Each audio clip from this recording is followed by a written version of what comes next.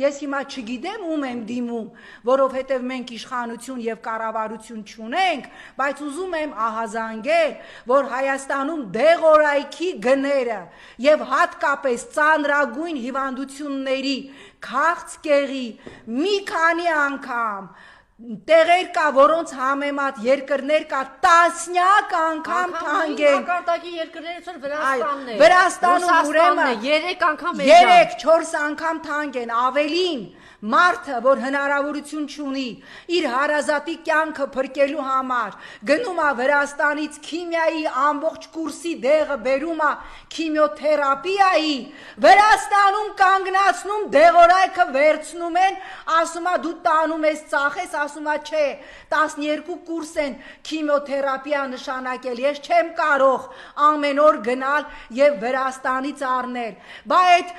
տնտեսական մրցակցության հանձնաժողով կա, բա դուք քանի միլիոն աշխատավարձ եք ստանում, բա մի հատ գնացեք դեղատները, բայց մի հատ Նիկոլի գրպանում վերընկած դեղ ներկրող օլիգարխներին ասեք այ վիժվածքներ, այս ինչ եք անում, ասում են գլխին ալենն է կանգնած դեղերի բիզնեսը, ինձ չի հետաքրքրում, ով որ կանգնած է, դատվելու եք վաղը, դուք հասկանում եք, մի հատ նայեք, ես չգիտեմ, ամենածանրագույն հիվանդությունների համար նախատեսված դեղորայքից մինչև ճնշման դեղեր, մինչև աչքի կաթիլներ, նայեք մի հատ գները, ինչ արժի Վրաստանում, ինչ արժի Մոսկվայում, ինչ արժի Մինսկում, ես չգիտեմ, Ստամբուլը դուք կիմանաք,